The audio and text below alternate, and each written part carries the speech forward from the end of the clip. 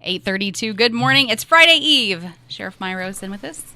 Mike as well with CIT. Good morning, guys. Good morning. What's happening? Well, Mark kind of beat me to the punch there, but I wanted to start off by congratulating you and the staff. Well, thank you. Here for your 15th anniversary. You know, you provide a valuable service to our community, and we're really glad you're here. No, we appreciate that very much. Yeah, We're glad to be here and be a part of the community. Yeah, vital service. So we are celebrating this week. Yeah. Yeah. Cake and ice cream later? I don't know. I haven't heard all the details. I was gone last week, so I just came back and they said, be ready. Okay. So here I am. I'm ready. And you're ready. I'm ready as I'm going to get. Okay. Yes. That's all that matters. I wanted it to be a little sunnier and warmer today for the celebration, but We've been pretty fortunate so far this month. I know, but Let's not get greedy. okay. Winter's coming, though. Winter's I coming. had black woolly worms. I've had like 5 of them on my back porch. And that's not good, right? No, that means lots of cold and snow. Yeah. Yeah. But we don't have to talk about that yet. Let's talk about Halloween. Sure. Halloween's coming. What are you going to be addressed as, Sheriff? Sheriff, I guess. Woody. Woody. Yeah, I love that Sheriff idea. Woody. Yeah, Sheriff Woody. So anyway, yeah, I just want to touch a little bit on Halloween safety because it is coming up. You know, the old thing of make sure they have adults with the kids, have flashlights. When you go to houses, if there's no porch lights on, don't go there.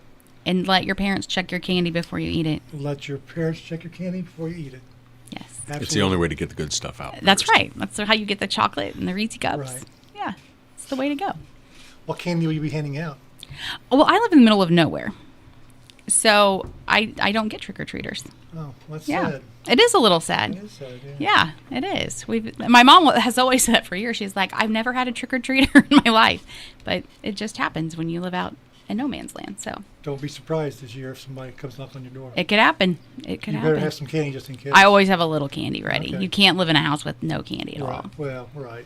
You know, And, we have grandkids, so we have to have candy there for the grandkids regardless. that's right. It has nothing to do with you. Sure, just for the grandkids. What a great excuse. Yeah, absolutely. I think too, Halloween night, we always talk about taking a picture of your kid before you go out. Another great night to do that because if they're in costume, that can. Yeah. And if you get separated, we need to know. It makes it easier for us to see who we're looking for. Absolutely. Make sure you've got your ballerina or your astronaut Right. or whatever else they may be. Or Batman. Or yeah. Right.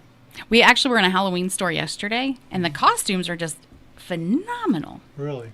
Yes, I had my nephew with him, and he tried. It was a cow head, so but the jaw moved. Like he could open his mouth, and then the jaw would move. I was impressed. So we're way past the plastic masks with the elastic around the back. Yes, because I used to have to suffocate in those. You Yeah. know, no. Well, you didn't suffocate too much because you're here. I'm still talking, right? Right. So it was not successful. What was your mom thinking? We don't want to know. We don't want to know. No. All right. So Halloween coming up. Halloween trick-or-treat hours are on Halloween this year because it's Friday nights. Correct. It is. Yes. 5 to 8, I believe. I think so. Yeah. So be careful. Be careful because again, if you're out driving, make sure you're looking for little ones crossing the street. There's some very busy main thorough here in town. So like Broadway, Franklin. Broadway and Franklin are big areas that trick-or-treaters hit. Yeah. So if you can avoid those Halloween night, if you don't have to drive down them. Yeah. Exactly. Yeah. If you don't, stay away. That's right. Otherwise, go trick-or-treat them. They have the good candy. Park up on the square somewhere and do the walking. That's right. Yeah. Very good. What else is going on at the Sheriff's Department? Well, I brought Mike Eggleston with me this morning, our CIT coordinator, crisis intervention team coordinator, because he's got some news he's working on, and we want to talk about that. Again, the foundation has been very, very good to us. Easy to work with. We're happy to work with them, and so we're progressing a little bit more. And I'll let Mike talk about that. So when we originally did the grant, we set out some milestones and some markers and some ways that we could make sure that we were not only fulfilling our mission, but making sure that we were making a difference, doing what we're supposed to be doing, but also kind of check and balance to make sure that we were staying within the spirit of the grant. And one of those things was at about the year mark was to determine, based on call load and volume and things like that, of whether we were able to add an additional person. And when I looked this morning, I think we're just short of 300 calls. So we are definitely looking at opening another response deputy position, probably November 1st. We'll open that up for about a month and take applications, much like we did for the first two. And we look forward to getting those in. I anticipate quite a few more coming in this time than we did last time.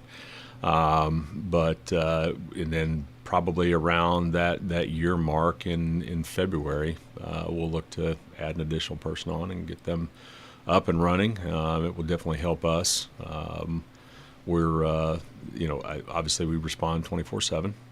We have been able to do exactly what we set out to do. We're keeping people out of the detention center, and we're keeping people out of the emergency room.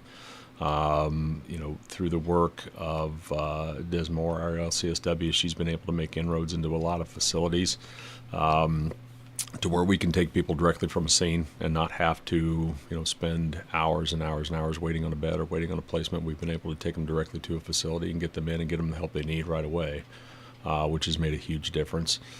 We've been able to divert folks out of the criminal justice system that didn't need to be there.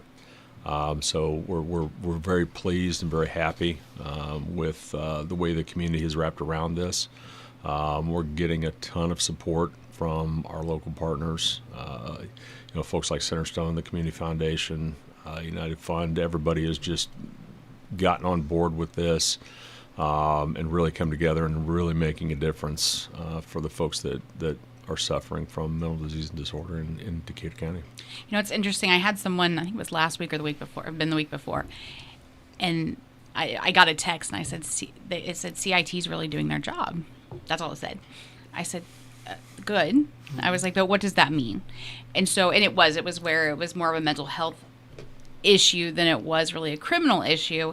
And I just don't think they had opportunity to see what CIT does and to see that kind of intervention. And they're like, I think they had heard enough about it, but then to see it go into action, they're like, that they're really existing. I said, yes, they're really existing and they're really doing those things. And I think having those numbers even more so backs up that you guys are out there.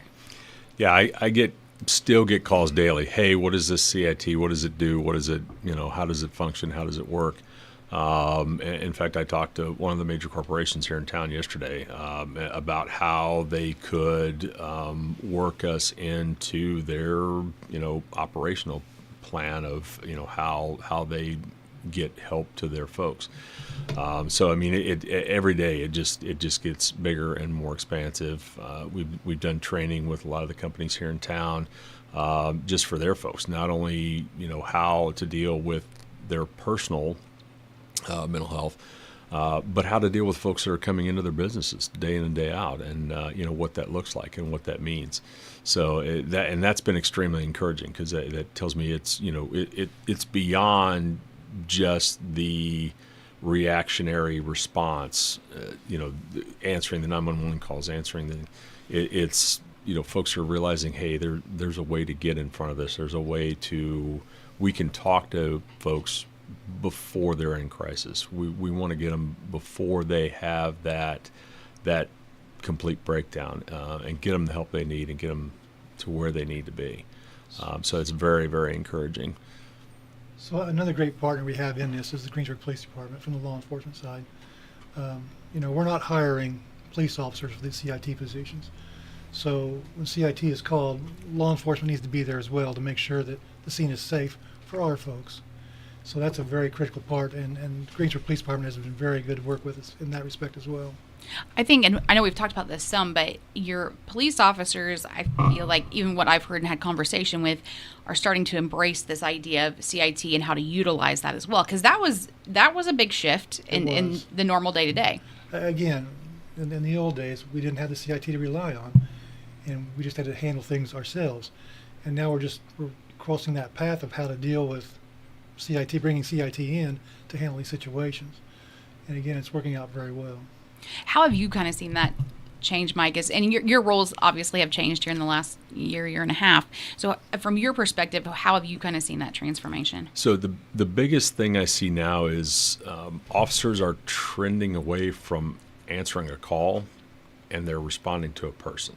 So we're changing the mentality. We're changing how we do things, and we're approaching those calls of, what is this person going through? We're not just responding to a welfare check or somebody, a disturbance, something like that. We're responding to an individual who, for whatever reason, is having a crisis. And what is that from? I mean, is it a true mental disease or disorder? Is it a substance use disorder? Is it an intellectual disability? Or are they just having a bad day and they're reacting? Behind every behavior is a want or a need, and if you can get to that level, you can help folks. You can get them where they need. Sometimes it's just sitting on a park bench and talk to them. Other times, it's getting them to a facility to get some help. But the ability to do that, and the ability to have officers countywide that recognize, or now starting to recognize those signs and symptoms, and approaching that individual much differently is really a change, and it's driven from the top. The sheriff and Chief McNeely have really embraced this program, and they have encouraged their officers to use it, and we're seeing differences. We're seeing folks that not only are they getting help, but we're closing that recidivism loop. We're not seeing the same people over and over and over again, because we're able to get them what they need, and then through the community wraparound, we're able to ensure that they continue on those programs. So unfortunately, there are some folks just need to go to jail, though, regardless. But again, the high side of this is, if they are in jail, we're not just sticking them in a cell and letting them deal with their issues on their own. We have our LCSW, we have Mike and his crew, who still go into the jail and deal with issues inside the jail with folks. So again, it's a win-win for everybody. We look at the community as entirely when we talk about the kind of the grant money and the CIT program, and you talk about the community wrapping around it. A lot of times those mental health issues come from lack of finance, lack of food, lack of resource. So I think we've kind of seen that as a community as well, that we do offer so many of these things that people just weren't aware of. Absolutely. One of the biggest things that we were able to do was bring, in the last CIT training, bring in a community panel. And I have to admit, I was shocked. When I went out to the lobby, I expected to see 5, 6, maybe 8 people. And there were 28. So we had to scramble, reconfigure, put a bunch of chairs up front. But there is a tremendous amount of folks and organizations in the community that have those resources, have those lifelines that even I wasn't aware of. But we've been able to put that together in a pamphlet, as well as make folks aware of it, and like I say, the support has been tremendous. We have the resources for those food insecurities. We have the resources for home, housing. It's not a lot, but what we have is available and ready. And 9 times out of 10 with a phone call, I've got folks running and jumping and ready to lend a hand. So it's been really encouraging to see that type of community support, because not everybody has that.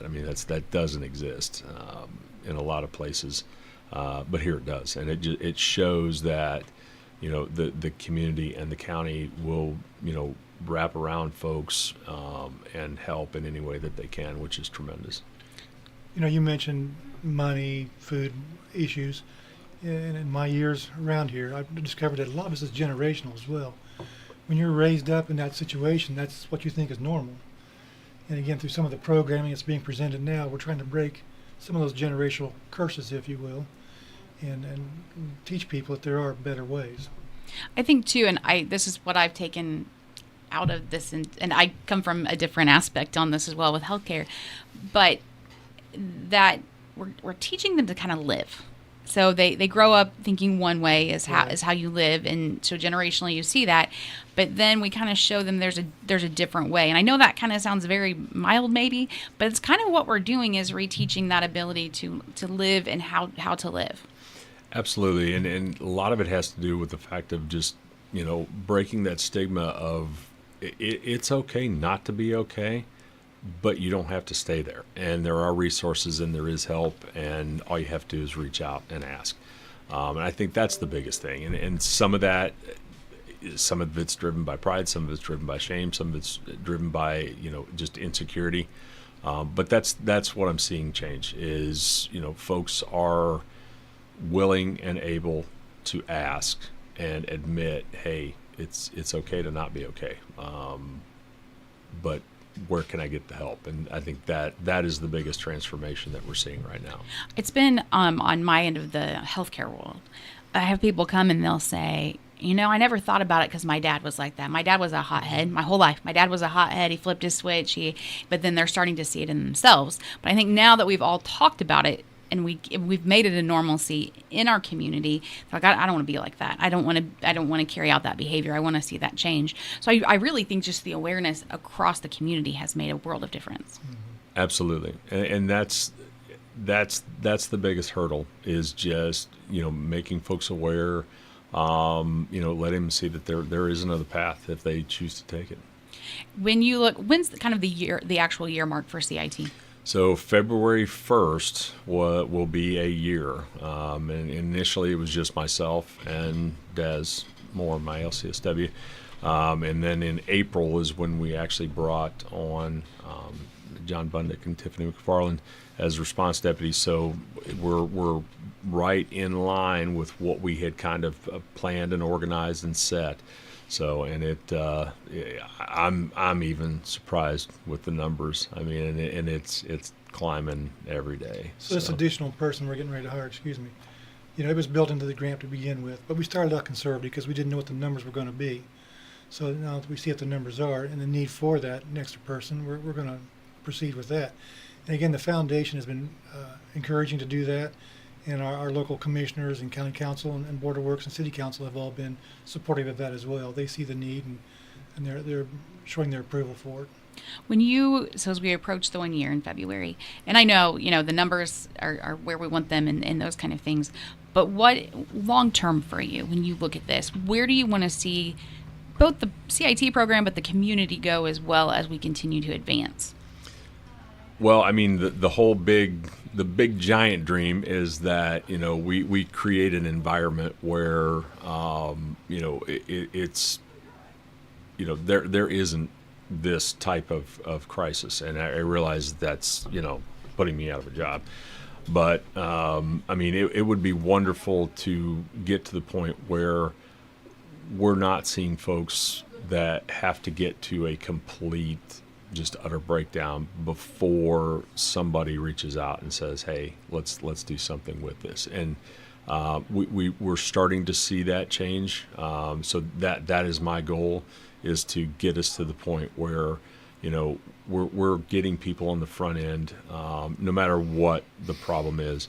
We're reaching out. We're creating an environment where it's no longer, shameful or a stigma or looked down upon.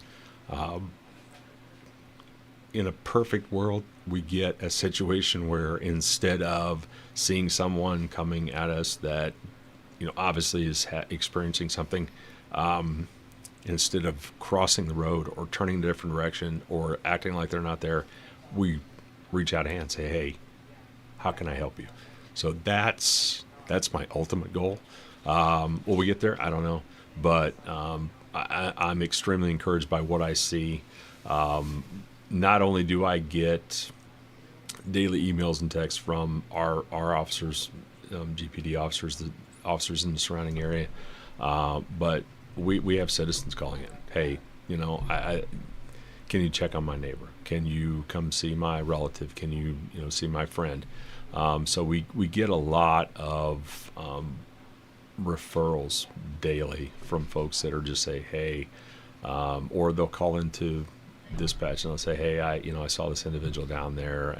I know there's a group out there that works with you. Can you send somebody out there? And so, I mean, that's extremely encouraging. So we're getting there. It's just a matter of keeping that momentum and keeping it in the forefront and keep doing what we're doing. I kind of see it as we're trying to turn from reactive to proactive across the community. Absolutely. Yeah. And another big portion of this job they're doing is follow-ups. making sure folks are going to appointments as needed and following through with that. And that's taking up a lot of their time, but again, it's a vital piece of that. We don't want that person slipping through the cracks, No, and it's absolutely hard. It's hard to make sure to catch all of them. Well, and it is, and that's one of the reasons why we're moving forward with what we had originally set out, because it is that's to me that's almost more important than that original response, because that is where a lot of it has dropped off in the past. You know, we deal with that issue and then it stops. And you know, sometimes it's a phone call, sometimes it is, you know, a text, sometimes it's dropping by, sometimes it's just going out there and going, hey, let's get in the car, I know you got an appointment today. So it's meeting those needs and tailoring, you know, every day, every time we're tweaking the program and changing and seeing what we need to do, how we need to do things differently, or do we need to change things. Because that follow-up is essential, and we've had a tremendous amount of support from the healthcare community, from the mental health community here in town, both private and public. Of, you know, hey, if you need something, call. You know, I'll share a story. I was actually out on a call with an individual. I was following them to a gas station to see what we could get them squared away. And I got a call from Centerstone. They're like, hey, we're worried about a person. Could you guys go check on them when you get a chance? And they give me the name, and I'm like, well, I'm actually right behind them at this moment. So, and they sent somebody out to meet me and take over. And so, I mean, that to me is the perfect situation. Not only did that person call and ask for help because they knew it was there, but, you know, the puzzle pieces are starting to fit, and we're starting to get that community wraparound, that follow-up, and that complete system of care for these folks. And it's just been amazing to see that happen. I think, too, the follow-through and showing that support after for these people, many of them lack self-confidence, they lack a support system, they lack family. So when they then learn that there's, whether it's you or it's me or it's somebody else that cares enough to say, hey, did you go to that appointment? Are you doing what you're supposed to do? That kind of tends to turn their frame of mind of, you know what, people do care. Oh, absolutely. You know, and I think that makes a big difference for someone just to know there's support here. Yeah, and it does, and we see that and we hear that a lot. Not only from, you know, my unit, but I hear it from other officers that will say, hey, you know, I ran into this person the other day. They said you guys were helping them. They said you're doing great, so thank you. You know, because it's reducing call volume. It's cutting those repeated calls day after day after day after day, because we're getting those folks and maintaining what they're doing and helping them get what they need. And it is time consuming, but it's worth it, because the time that we spend versus the time that we save is tremendous. It's a great program. Continues to grow every day. Absolutely. It does. It is. As you look, you know, continue to look to the future, and we talk about sustainability, and that's a lot of questions that I get to, because yes, right now there's a Lilly grant and that money is there. How do we look at that future? And I know there's not there. I wish there was a glass ball you could just look at and know how that's going to work. Well, again, the city council, county council, they've all been on board with this, and they know 4 or 5 years down the road, they're going to have to find funding for this. And in fact, I've already suggested to the county council in our budgets for next year, for 27, that we incorporate maybe 20% of these costs and step that up for the next 4 or 5 years, so we're not just inundated on year 4 or 5 with, here you got this big chunk. So we're trying to plan ahead in that respect. All right. Anything else new going on? No. I think that's a lot. It's a lot. It's a lot, yeah. Now, It's been our focus. yeah, absolutely. Can we talk a little bit about the CIT mapping? I don't know how much Absolutely. the rest of the world knows about it. So on the 23rd and 24th of this month, we have what they call a SIMS mapping, which is the sequential intercept model. And basically what it looks at is where are people being either diverted or entered into the criminal justice system. and it looks at what does the community have in resources, whether that's healthcare, mental health care, law enforcement, criminal justice, housing, food. What are the resources in place that enables us to divert folks who don't need to be in the criminal justice system? Where can we take them? Where do they go? What services are available? Or if they enter into the criminal justice system, what is the mechanism for ensuring that they are receiving the treatment and help that they need, not only while they are in the justice system, but then when they exit, where does the community pick them back up on the back end? So it kind of looks at the timeline, for lack of a better term, of from the contact to what happens with that individual, where do they go, whether it is to a facility, whether it is just creating a safety plan and finding a relative or somebody that can care for them, or worst case they have to enter the criminal justice system. What is happening at that point? So it takes a look at that from a community perspective. And in my conversations with all the organizations that are going to be involved, a lot of it we are already doing. So I think what's going to come out of those sessions is basically, keep doing what you're doing, and hopefully we'll get a few pointers to fill in some gaps that we don't have. Obviously, we do not have a mental health facility in town. We have providers, but we don't have a facility. But in all practical purposes, that's not feasible for us. But what we have done is been able to make inroads at many of the facilities that exist around us in surrounding counties, and have been able to get folks placed there or taken there, and reduce the time that officers, including my unit, are sitting in an emergency room or working through the court system to get somebody released to be placed into a facility. So we're excited to have it, but I think from everything I've seen, we're well on the right track to getting our gold star, if you will. Yeah, continuing the success, very much so. Well, great work. You've been a great leader, and we just continue to thrive here in the community. Well, I have a tremendous support in the department, and Sheriff kind of lets me run amok with all my ideas, and I'm just smart enough to get out of his way. You just learned, right? Exactly. Yeah. Learned what to do. Just stay out of the way. Right. All right, guys. Well, once again, Halloween coming up. Be safe. Yeah. One last congratulations. Thank you. I see Absolutely. Sandy's walked in. She has. She was the face and more so the voice of Decatur County for so long. She's to be congratulated for all the work she's put into this as well. Yep, a lot of years. 42, I wasn't I going to mention think. years. I know how old she is. I wasn't going to mention that. I'll take the fall. It's okay. Okay. Do it daily. Okay. All right, guys. Thanks so much for being in and sharing everything going Thank on. you. And Thank we'll you. see you all next month. All righty. All right. It's 9 o'clock on Tree Country, 1330.